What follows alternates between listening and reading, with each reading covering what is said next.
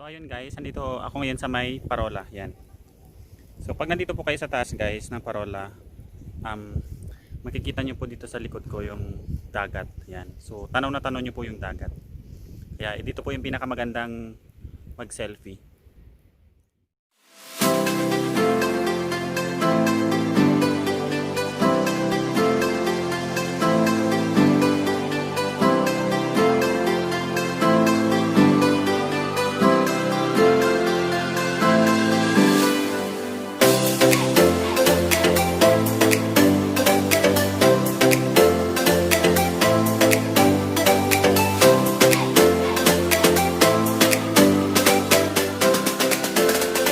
Kaya din ng pinanggalingan namin kanina sa cave, kailangan din dito pagka outside Pangasinan ka, meron kang travel pass, meron kang health certificate. Pero kung mga taga Pangasinan yan, mga dito lang din naman Pangasinan, kahit wala na po, magpipill up ka lang po doon, and then syempre magdadala ka pa rin po ng valid ID, patunay na taga Pangasinan ka na.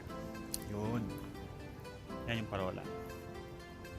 So tinanong namin yung nagbabantay kung pwedeng umakyat, kaso nga lang timing kami, wala daw yung susi.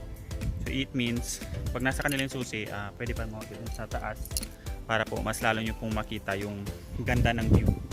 Yan sa likod ko. So dito mataas din, may mataas na. Yan, mataas. So kita yung lawak ng dagat. Kaya sa mga magjowa dyan na gustong mag-travel kahit na ganito may pandemic, okay lang naman dito, matanggap sila ng bisita. Pero still, syempre, yung mga protocols na kailangan sundin is dapat natin sundin. Yan, Parola. In fairness ha, may solar sila dito.